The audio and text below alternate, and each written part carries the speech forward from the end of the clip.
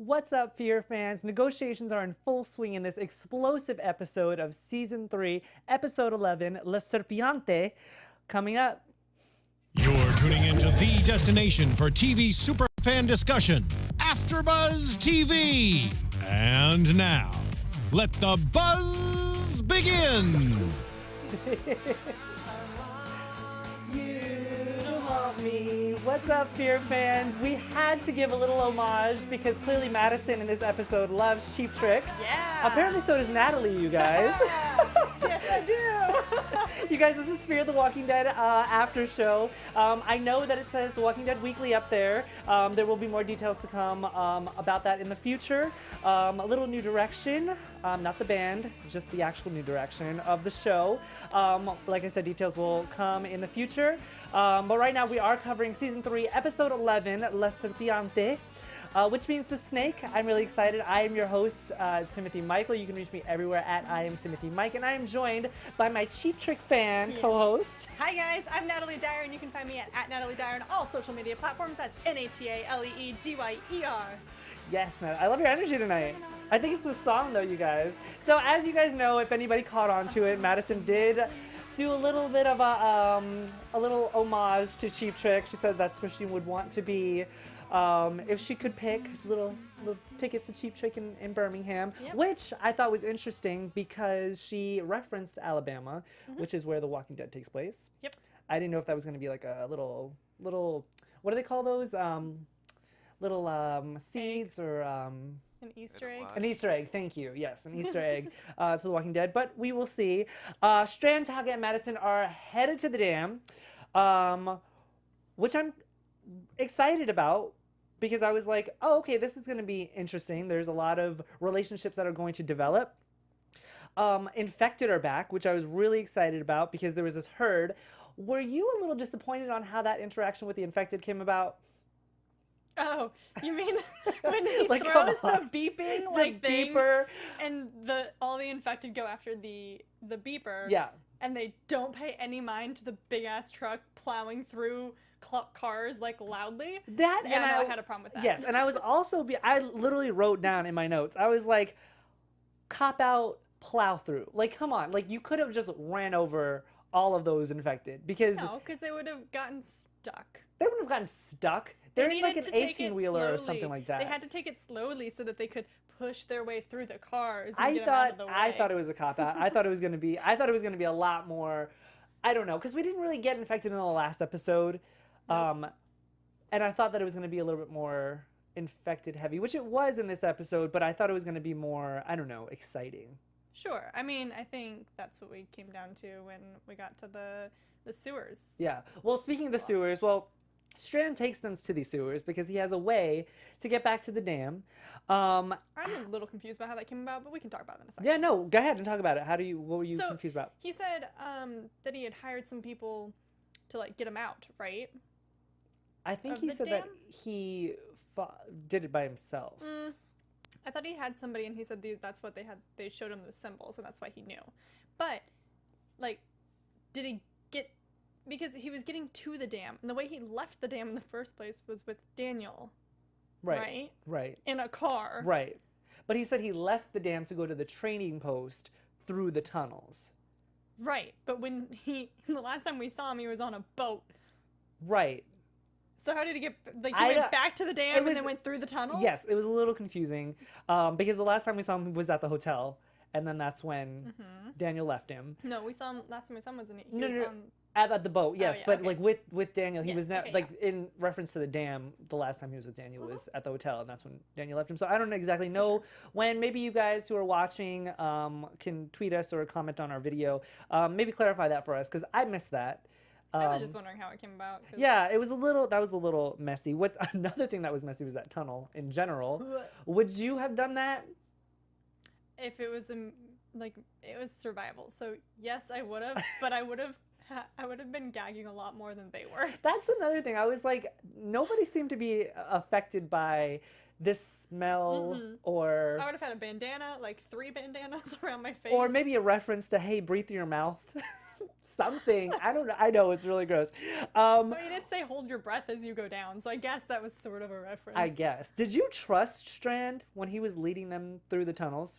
Oh no, I thought it was some sort of like ploy to make it so he didn't have to go to the dam at first. Right, because in the last episode he was really regretting the fact that he had to go back to the dam. And I was right there with Walker when it was like he's lost. Like he doesn't know what he's doing. I was like, I don't know what this is. I don't know if this is a trap or what, but it, you know. See, it seemed I off. didn't think that he was lost. I honestly thought that he was just placating them and deliberately trying to make it look like he was lost so that they would get frustrated and just turn around. Right. I thought that too, but I was like, he's lost, and the way I thought he got lost was because he was trying to go down tunnels that then had infected, and he was like, there's another way, and I can find it. Right. So that's sort of why I thought lost, so, but, you know. Yeah, well, then Strand tells Madison about Daniel in these tunnels. Yeah, well, I mean, he finally did it. He needed to do it. No, he needed to do it, but can we agree that that was not the right time nor the right place to do that? I mean, when is the right time? Maybe when you told them where you were and you were at a dam, you could have at the trading bazaar something that was like, hey, by the way, Daniel's back there. Not while we're getting attacked by infected and we're in a shitty tunnel. Literally. Maybe, but it seems like he wanted to tell him, Strand wanted to tell Madison when Walker wasn't listening. That's true. That's what I got from that. But at the same time, because Walker was there the entire time except for that moment. Not necessarily, because if you remember in the last episode, Strand and Madison were alone for a second when he was comforting her about Travis. I know, but I know. Sorry your husband died. I'm so sorry your husband died. By the way, the person at the dam is Daniel, and he's kind of a dick. I hate you so much. Okay, you might have a point there. But I'm just saying he could have found the time to tell her, just not in a shitty tunnel. That's all I'm getting at. I just thought the timing was a little weird. But then, shitty tunnel. But literally, it's a shitty tunnel. I'm not saying a curse word, you guys. It's a shitty tunnel. Madison then tells Strand about Ophelia and that she's at the ranch. Yeah. And then he uses that holy something in darkest something. There was a lot of weird sayings. What did you say they were? Weird cliches? You had all those. You kept there were like really weird cliches this episode. We'll bring some more up later on. But did you think that Madison shouldn't have told Strand because that was like playing all of her cards? Or do you think that Madison trusts Strand completely? I think Madison has this deep appreciation and trust for Strand and Daniel and I think everybody from the first season that they survived with, she has an innate trust in them. Because they have a connection. They do. Yeah, because they survived pretty much the apocalypse, or the beginning of the apocalypse together. Right. Yeah, no, I agree. Well, we'll talk about more relationships later on. I do want to talk about a really interesting moment, because I love when Fear the Walking Dead / The Walking Dead come up with these really cool infected scenes, and there would just happen to be one in this episode with the gross, like, bloated walker or infected blocking the pipe, and Madison being the one to have to kill it and then chop it up. She had no problem with that either. She was just like, course yep, this is what's happening. Because Madison's a badass, and I know, like, there's no other person that would do it besides her, because Taka certainly wasn't doing it. No. He was in the back like, no thanks. Which, my whole point was, do they really only have one hatchet between the three of them? Come on, you guys. That was a little weird. Come on. And I loved how the hatchet was all the way in the back of the group. Well, of course, because you have to pass it up. And then, Walker was defenseless back there, and they had another infected coming after him, which they never paid off, to be honest. Yeah. Like, I was anticipating the infected to get to him and, like, grab his foot or something. Yeah, I was anticipating them for being, like, both sides. Yeah. And just making it more intense. And, like, having more there, but it didn't. Tim Reno did mention that it is because the sewer lid had drain slots in it, that it was a storm drain. So it really wouldn't have smelled as shitty. Not quite as shitty. It still looked shitty. Tim Reno 72. Like shit. It's still. I know it's probably mud. We get that mud and maybe look the same, but it still looked really gross. I just assumed that it was like a bad sewer because Strand said it smells terrible down there. Hold your breath while you go down. And also, there's dead bodies literally walking around. That's true. So I guess maybe that Like, was no the pun smell that intended. he was referring to.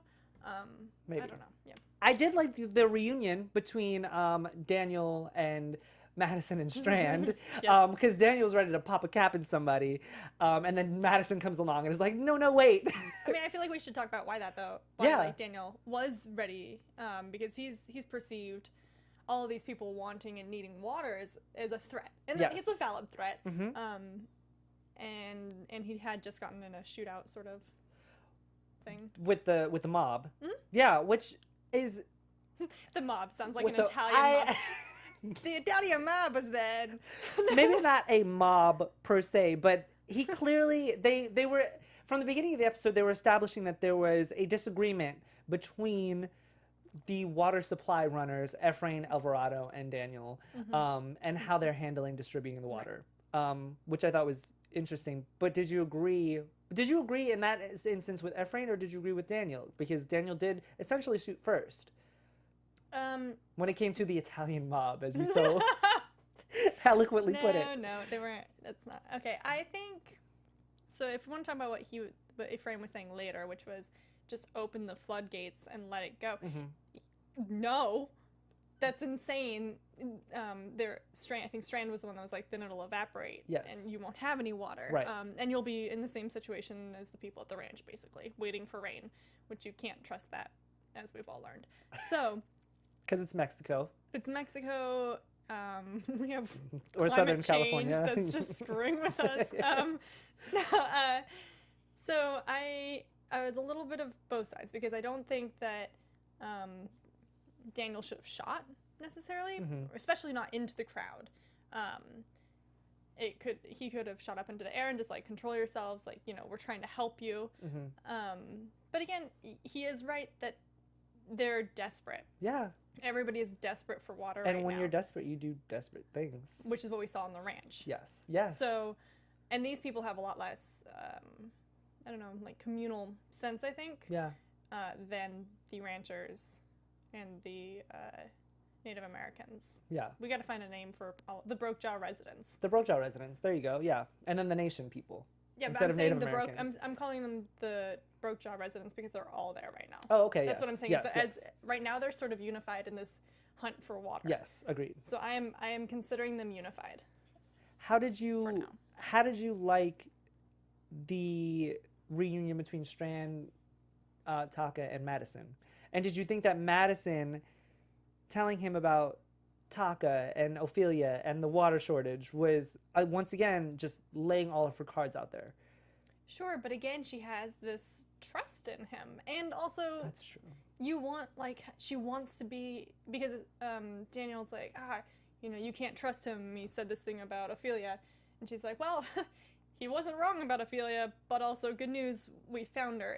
It instantly reassigns this like relationship that they realigns the relationship they had. But it still doesn't establish any trust between Strand and Daniel.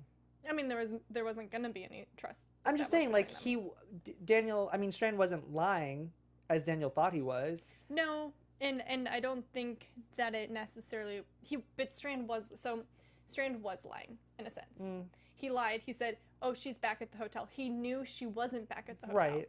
So that was a lie. It was a lie, but it wasn't a full lie. Just saying. And I mean, I'm not saying that Daniel's like one of those people that would apologize or not hold a grudge, because he clearly is. But that's neither here nor there. What did you think about the handle of the negotiations? Did you think that Lola was actually going to give them water that easily? Yeah, actually, I assumed that she would be willing to trade. I did assume that was going to happen. That they have cattle, they have a bunch of resources on this ranch. They're very equipped to trade. So I really thought that she would be willing to trade with them. I was sort of surprised when she, I mean, from like a writer's standpoint, obviously it wasn't going to happen from like a viewer standpoint. But like if you're in that moment, yeah. If you're Madison, you're thinking, I have so many things going for me right now. We have Daniel, and we have his daughter, and we all know that he does everything for his daughter.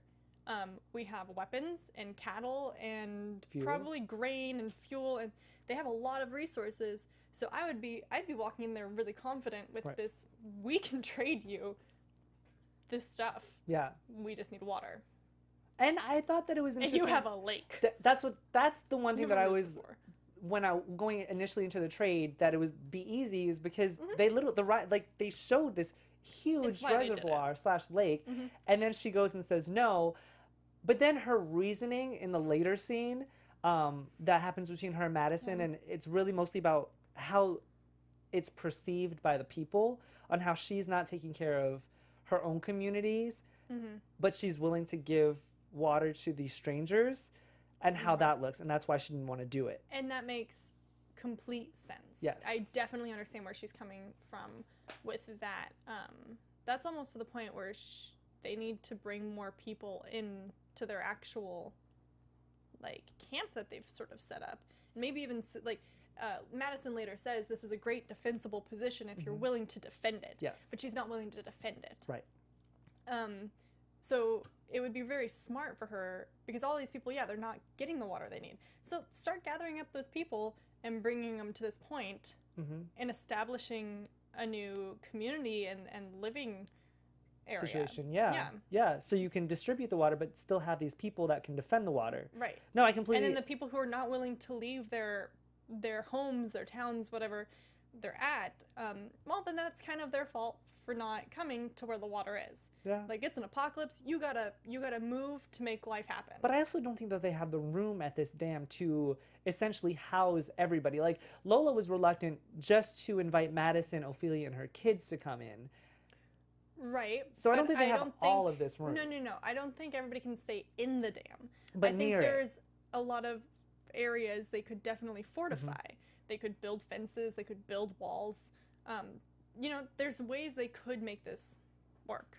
Well, they're obviously disappointed that they can't get the water initially. Right. And then they kept alluding to Strand and how he always manages to put himself in situations where he's interacting with different types of people that will help him in the end get what he wants.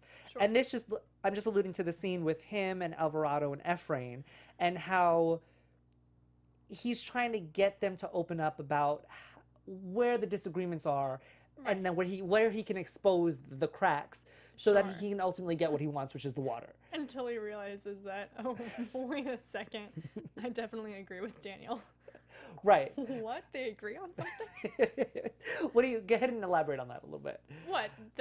That Strand agrees with Daniel. No, I mean, he agrees that they shouldn't release the water. Yes. And because just let it go. Ephraim seems to be like this very religious, I don't want to say... The Lord will provide. Yes. He has this... He's kind of hippie-ish. Yes. Yeah. If you want to say hippie-ish. But he thinks that things will settle themselves if they just let the water go. Which I completely disagree with. I don't know how you felt about that. Because like Strand says, it will evaporate and nobody will have water in the end. Well, it would turn into a river because this is a reservoir. It would turn into a river temporarily. Right. So people would have water temporarily. And this brings us all the way back to, like, constantly you have to make a decision on, like, temporary versus long run. So the reservoir is a long run.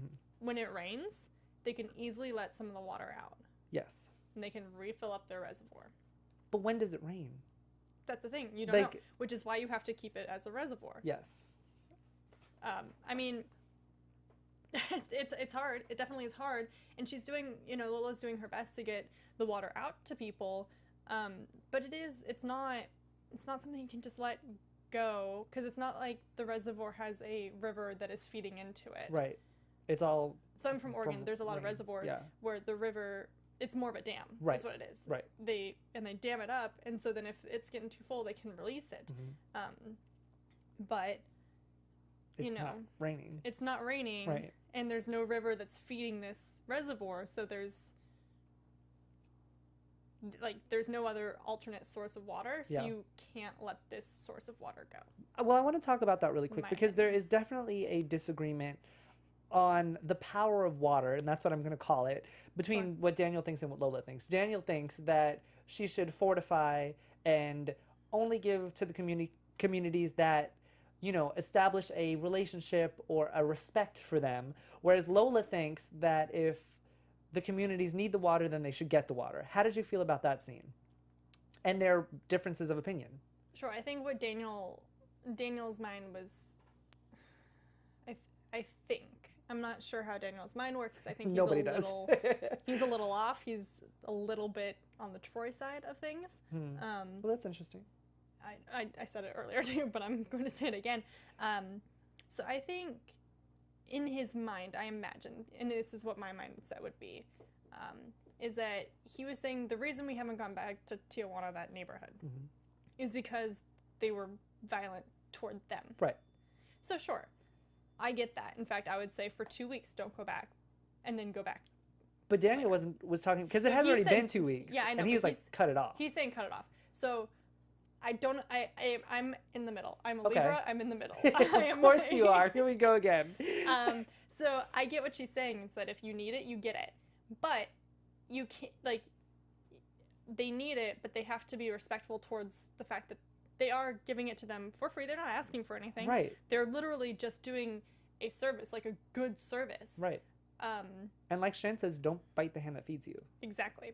And that's what they did. And Yes. so I would definitely sort of establish a pattern if you like even be like, listen, if you guys attack us, we're not coming back for a while. Yeah. So decide if you want us to come back again next week with more water Yes. and you keep surviving, or attack and we're not coming back for a while. Right. I feel like Daniel and Lola are on two complete opposite sides of the spectrum, and where we need to just find a middle ground.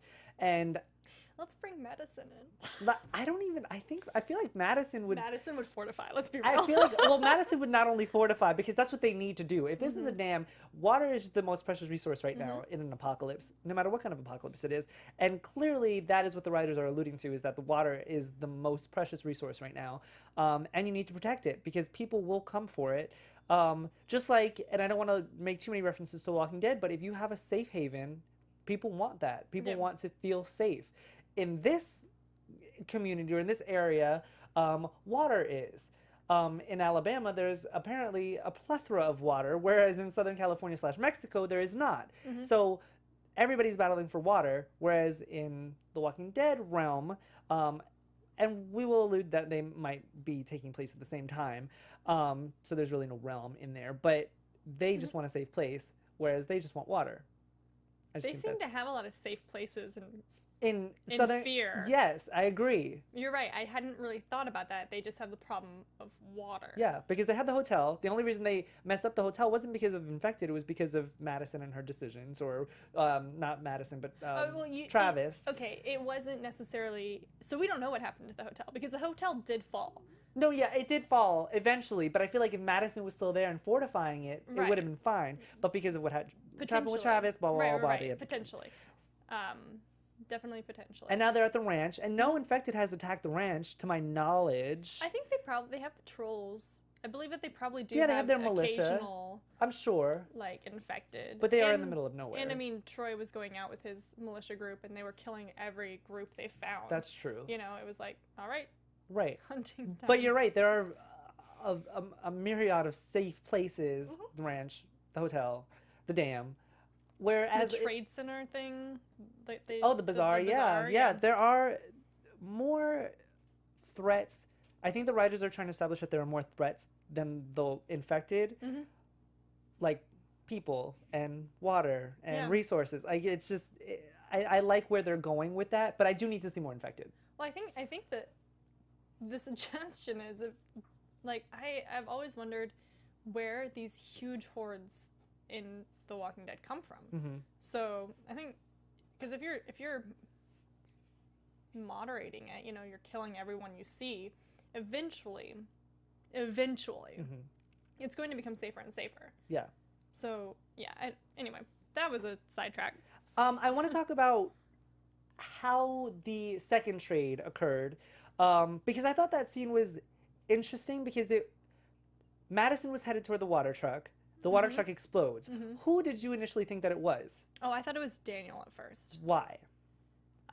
Because Daniel and Strand had that conversation earlier when he was saying "Down with the Water Queen." He was like singing it. Yeah. Or sort of. I don't know if that's an actual song. I've never heard it. I think that's what the mob. I'm gonna keep calling them the mob because I don't know what to call them. I think that's what the mob is saying. You mean the citizens? The citizens mob, whatever. I'm gonna call it an angry mob. I think that's what they were saying, and he was just reciting them. Sure, but I think I mean, as I said earlier, he says whatever's going on in that snake brain, I'm paraphrasing / putting my own words to it because I can't remember exactly what he said, but whatever's going on in that snake brain of yours, and I don't remember how he finished it, but it was essentially saying, like, as long as it's moderate. And as long as it benefits you and I. Go for it. Yes. Yeah, and that's what it was. Yes. It was a huge chess play. I said this earlier as well. Yep. But that's how you play chess, you guys. You manufacture a new fear. This is politics as well. I love that you said that. I love that chess. It's chess and saying. it's politics, and it's pretty much a lot of situations at this point. But he has established this fear. He sort of like planted it in the mind of Lola, and now he needs it to be real. And now you have Strand, who also needs something. And so you blow up a truck, you manufacture it so it looks like it's from those people, and I have no idea how he got them to come and be chanting, but I am 100% sure it was him. I don't know where he got the resources to blow up this truck. You don't need a whole lot of resources. He literally... Really? He said it was like a match or something, and he saw it in a film. Oh, yeah, that's true. Maybe the gas like tank? an old film. So all you need is to be able to blow up that's what happens when you blow up a gas tank. Yeah, that's true. So, but yeah, so you manufacture it, you make it look like it's somebody else so that you can go back and be like, this is what we need. It is now helping the ranch because they're like, you need these weapons to fortify this place and defend it against these people that you should be afraid of. Even though you want to help them, you should be afraid of them. Yeah. No, It was a brilliant play. It was a brilliant play. And then the trade happens, and 10,000 gallons a week, I was a little blown away by, because at first they went to the bazaar for 10,000 gallons, period. Right. So when Madison told Taka, like, this was just a temporary thing, I was like, 10,000 gallons a week? That's a lot of water. She's planning on I'm assuming she's planning on refilling their reservoir. She's going to keep them on a, what is it called?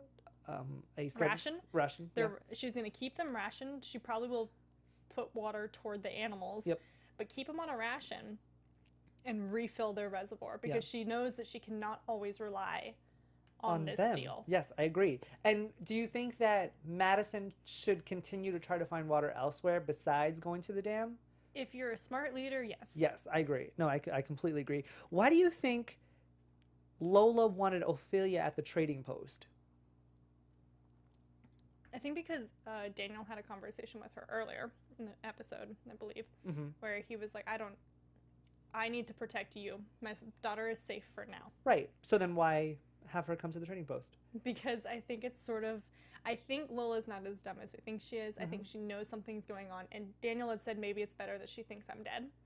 Now he can't think she's dead. Or she can't think he's dead. Right. And I also think that it's a little bit of a power play. Yes. And I also think that it's because Lola, recognized the fact that he misses his daughter. And even if it's just them seeing each other, I think that would be enough for Daniel. So I think that there might be a budding relationship between Lola and Daniel, because I think that they care for each other on a different level, not just on this leadership respect level. I don't know. That's just what I think that they're alluding to. I definitely could see that happening.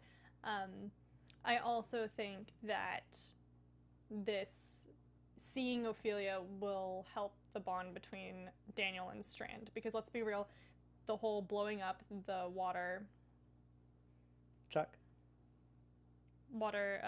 Truck. Yeah, the water truck. I was trying to think tanker. Truck is my new favorite word. Tanker. Oh, okay. I was trying to think of that word.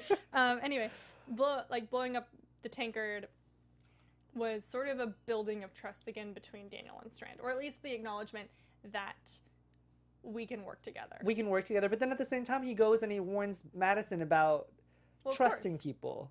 Of course he does. Which just I'm not saying that Daniel trusts them. I don't think he trusts anybody. No, except for Ophelia. Except for Ophelia, and even now I don't think he does. He's right, because of what Taka told him. Yeah. Yeah. Which we should talk about, that whole lovely father meeting. You guys, we gotta kick out of the fact that there's like this whole family reunion going on with the boyfriend meeting the father, but then the girlfriend not even being there. I thought that was hilarious. Because it's like Taka's just spilling all the tea on what Ophelia has done. And did you think that Daniel was disappointed in her?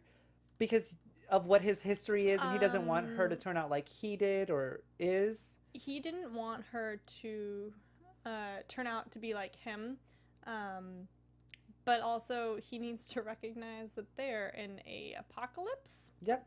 And you have to do what you got to do. You got to do what you got to do, and like he wasn't there, you know, and to do the things that you have to do to survive, so that she doesn't have to do. So I think he's actually putting a lot of blame on himself. Do you think that it's hypocritical of him to even be disappointed in her, because he, for all his life, has done what needed to be done to survive? Yet when he hears that his daughter has done it, I'm wondering if maybe he's disappointed because Taka said we were planning an attack on these people. He wasn't saying we were being attacked. Mm-hmm. It wasn't a matter of self-defense, right? In any sense. And that's what it was in Ophelia's mind. Sort of. I think maybe it was, but at the same time, like, she had to know they were planning on attacking. It wasn't the ranch attacking them. No, yes. So, yep. So I think the way Daniel sees it is that it was an attack, and therefore she has lost her humanity. I don't think she has. I don't think she has either. And I think he'll see that as soon as he talks to her. Maybe. It might take a little bit of time, because I think he's now has this preconceived notion of how she's turned out and how much she's grown and what she's learned to do. I'm looking forward to that reunion, to be honest. I'm wondering if Ophelia will actually forgive him or not, to be honest. Well, we have to actually get over the shock, because Ophelia still thinks he's dead. So that's going to be interesting on seeing how she reacts to that. Speaking of Taka, I want to talk about his mood swings this episode, because he went from being on board to not being on board, to being back on board to not being it was a little frustrating for me to watch him keep going back and forth. How did you feel about this? I mean, I've told you I like Taka, but I also don't like Taka. Right. I don't trust him. I don't think he had that conversation with Strand about the water, and if Madison cannot get the water, his people come first. And my problem with this is that he is still seeing them as separate divisions. And I mean, maybe that's because he hasn't been back to the ranch and seen the, like, because in my mind we didn't get to see the ranch this week, but I feel like we left last week off with them sort of building a trust between both sides. Yes. And like having a common goal.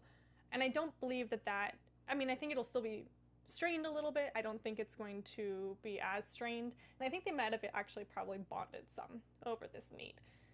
He's still seeing them separately. Yes. And so in my mind, he's not as good of a person as he's like saying that he is. He's not really saying he is, but like, or showing that he is. Yeah, I don't know how to explain it, but no, I'm completely propositioning himself as. I'm completely on the same. Proposing himself as. Proposing or something like that. Yeah, something along those lines. I feel like when it comes to Taka, I just didn't like how he was handling this as a leadership level, and a leadership level, like you said, I don't think he's going to stay a leader for very long. I don't think so either, because he's portraying himself as this very strong leader, and yet you don't want to sit and help Madison with the negotiations, and when the negotiations fail, you don't want to help and see, hey, what else could we do to get them to understand or get what we need. But so it's all Madison doing all the thinking all the time, and he's just going to reap the benefits. I mean, I think that could be because he did restore the last negotiation. So he's kind of just like... He's salty about it. I'm out of it. Yeah. At the same time, you kind of have to roll with the punches, especially in the apocalypse. And you have to... Okay, so yeah, it sucks that this happened. I guess in life you kind of have to roll with punches anyway. So now what am I going to do about it? But he was perfectly willing to return back to the ranch with nothing in hand. Yeah. Like, not even the truck he left with. But yeah, but he's leaving to, like, tell the ranchers to get lost or to force them out, which essentially means killing them if they put up a fight. To be fair, I'd like to see how that happened if they really did bond as much as they had. That's true. Oh, I mean, the preview showed that we're going to go back to the ranch next episode, so I'm excited to see. Oh, yeah, I'm really hopefully excited. they, like you said, they bonded a little bit more, and, you know, like I said in the last episode, they have a common enemy in this, you know, dehydration, where they all just need to band together and put their petty things aside. And that's where I was frustrated with Tacos, because I feel like he was just being so petty. And when they were coming up to him in the truck at the end, I honestly thought that they were going to like drive by and be like, hey, we got the water, and then just leave him there. I knew they wouldn't do that. I was kind of hoping that they would, but that's just my petty life. That's like my hashtag petty life. You wish you want them to do it, but at the same time, if they return without him, it would probably put more strain. It would look really bad. What's going on? It would look bad. I get that, and I feel like Madison, this is why she's a great leader, because she thinks 12 steps ahead. Right. Just apparently like Strand and Daniel do, because that chess play with the water truck I thought was brilliant. Oh, it was really smart. I want to talk about relationships a little bit, because the relationship between Madison and Lola was the most exciting for me in this episode, just because I haven't seen Madison look up to anybody in a really long time, and she looked up to Lola, because Lola, like you said, was unapologetic and unwilling to sacrifice what she needed to sacrifice in herself to defend the dam in the way that she needed to, which is essentially giving up most of her, or some of her humanity, and Lola doesn't want to do that. Right. So I'm excited to see, with these negotiations coming up, their relationship develops. Yeah. Right. I think that it's a good thing for Madison, because we've seen that Madison is willing to sacrifice almost everything for her family. Yes. And that's good. That's fine. That's keeping her family alive. But at the same time, she's losing pieces of herself. And I think she realizes that, especially after talking. But she's also losing pieces of her family, because she alludes to it. She says that she does crazy shit in the name of family, and she sees that Nick and Alicia see what she's doing, and at least Alicia's pulling back. Alicia is pulling back, and Nick is just batshit crazy as it is anyway, so he's all about it. Yeah. Whereas Alicia's like, I don't agree with what you're doing, so I'm going to start distancing myself from you. And now in this episode, we finally see that Madison sees what Alicia's doing. So I'm excited to see where their relationship and her relationship goes with the kids. I hope that she can repair it with Alicia, because I loved when they were together on the boat together, and after Nick left, I loved that their relationship got stronger and they bonded. Yeah. And I feel like now that Nick is back, it waters while they're it in down. the hotel. Yes. Agreed. And yeah, they started bonding a little bit more, and I think Alicia felt more appreciated and a little bit more seen. Yes. And then now Nick's back. And now she's the second fiddle again. Yes. Yes. I also still am not sure. I mean, this brings us back to, will Alicia necessarily? I don't want to say forgive Madison for trading the radio. And like putting all of this on Alicia again at the ranch, which it should not be up to her. She's a teenager. Right. Like, let's remember when we started this show, she was like 16. Yeah, she's in high school. I think she was 17. I think she's a senior in high school. Okay. Yeah. And I mean, we could maybe say, I don't know what the time span is on this necessarily, but we could probably say about a year's gone by in the last 3 seasons at least. Yeah. If not 2. I'd say a year. I'd say a year roughly, because these time frames are right. It seems like a lot longer, but it's very short. Right, and that's why I'm like, that's why I'm saying at least 1. Let's go with a year, yeah. If not 2, so somewhere in there. Yeah. So she's only 18 or 19, and I couldn't have done this at 18 or 19. No. I would have not had the strength nor the know-how or the mindset to do all of this. And she's having to lead because Nick's doing whatever he's doing, and Ophelia's not. And so it's all back onto her. Yes. And Jake, just to be fair. And I know we're getting off of the episode just a little bit. But I'm saying that I guess we're kind of into predictions a little bit. Not yet, because I still want to talk about just Madison, and I want to talk about how you think Strand is going to fit in. Yes, with the ranchers. Once he gets back there, because they're on their way back there now. How do you think that, Nick and Alicia are going to, respond to him? I think Alicia and Strand had a strong Bond. connection. Yeah. I don't know about Nick and Strand because, I feel like Alicia and Strand bonded a lot in the hotel. Yes. Especially when she was tending his wounds, and he had, I can't remember exactly what he said, but it was very supportive of her and kind of demanding Madison's attention, which then led to a fallout sort of thing that then bonded them more. But so I think she'll be very excited. She'll be happy to see him. I think Nick will maybe be a little bit indifferent, sort of. I don't think it's going to affect him all that much. Which is funny that you say that, because Nick and Strand had a relationship They first when they were in the first season, when they met in the, Right, I guess. but I think both of them have changed Compound? so much that I Agreed. don't know that they will. I mean, he might be really happy to see him at first, but I can't say that there will be anything that comes from it. Agreed. I want to go into predictions now, Yay. because I feel like we have a lot of predictions to do. Predictions. And now, your AfterBuzz TV predictions. Go ahead, take it away, Natalie. What do you think is going to happen? I'm honestly trying to remember what the trailer was. Well, it's about Jake and Alicia. Right, okay, and how Jake is soft. Yes. That was said in it. And wow, yeah, okay. It's essentially what happened while Madison and Taka were gone. You sure? I think so. I think that they'll probably come back in the episode at some point, but I think they're going to start off Oh, with this is being the at the brother, ranch. my brother. Yes. Right, okay, so I said Troy came back, and you had a thought. I thought that Nick was still hallucinating. For whatever reason, I think they need to let this hallucination thing going, because he's not in withdrawals anymore. Like, he's been off of drugs for a while. So him hallucinating, continuing to hallucinate, Maybe he's... is weird. If that's what this is. I guess, sorry, I agree, Tim Renault 27 or 72, that the ranchers are racist, and I don't think the light strand. I was sort of thinking that in my mind. I was like, I don't know how they're gonna respond.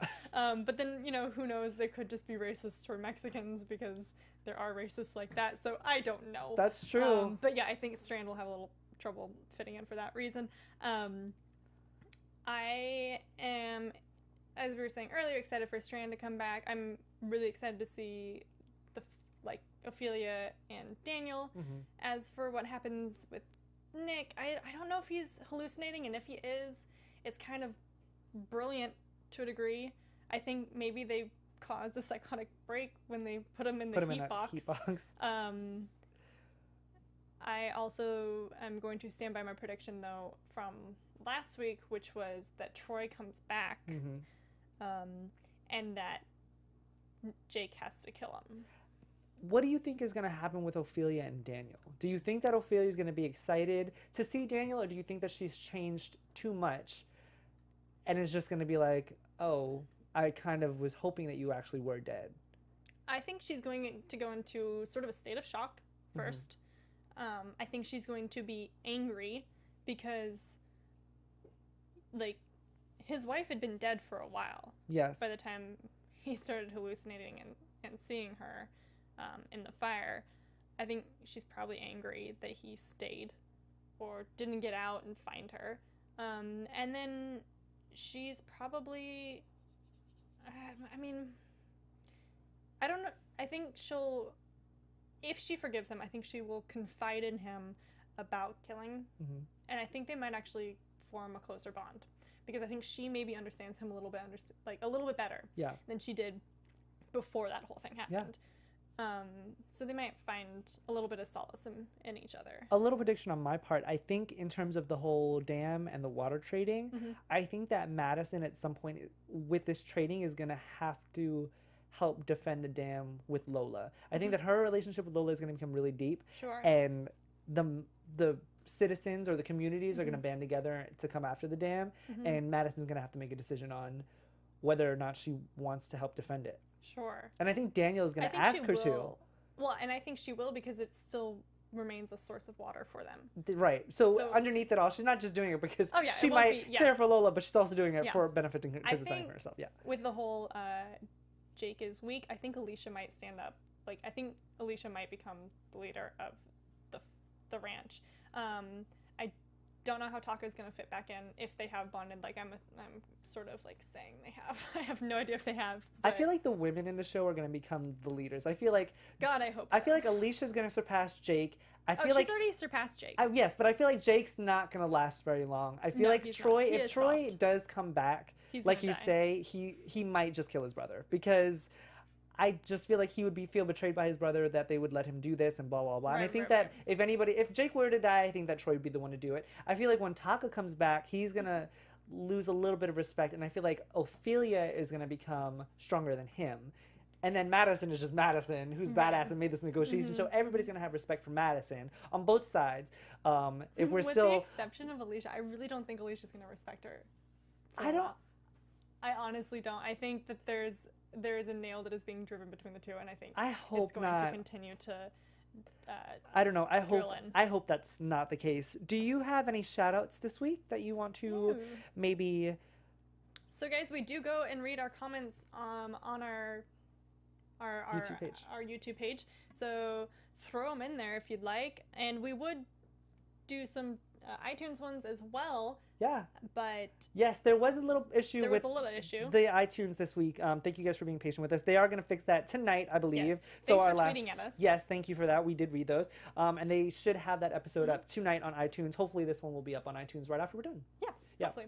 And if you liked it, go ahead and put 5 stars on those, as well as hit a like on the video. Anyway, so we have Trini Just spell it out. BY. Trini BY is 27. He says, the major issues I have run into with people, because we were talking about how people don't like Fear the Walking Dead necessarily, is that it's not the main series. I went to the show watching Fear the Walking Dead for Fear the Walking Dead. I'm not comparing the two shows or characters, but I'm definitely in the minority. We agree. Yes, and just really quick. Fear is fear, and Fear is fear, and I have to give a little shout out to Give Me Shelter. I did see his comment or her comment earlier in our chat when he was like, "This has to be like the most redeemed show." yes, because like most improved. Most improved, yes, because I feel like 100%. 100%. Like the first 2 seasons were not as strong as this season is turning out to be. Oh yeah, no, this the writing alone, the scenarios, the character developments have been phenomenal. I think it started to hit its stride the second season of season 2, or The second half of season 2. Agreed, completely. Because the first half was on the boat. Completely.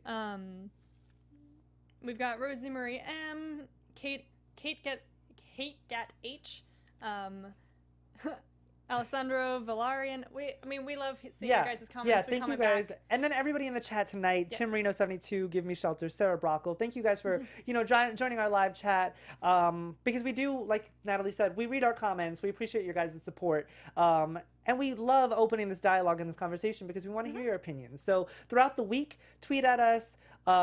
Leave your comments on YouTube. Let us know what you guys thought of the episode, what you're excited about, what you think that we can improve on, because we are always looking for, sane, critical critiques. I don't know what I just said. There's constructive criticism is what I meant to say. Yes, thank you. that. Constructive criticism. We love you guys. If you're not watching Emmys, or hopefully all of your Emmy picks got chosen because that was tonight. That was tonight.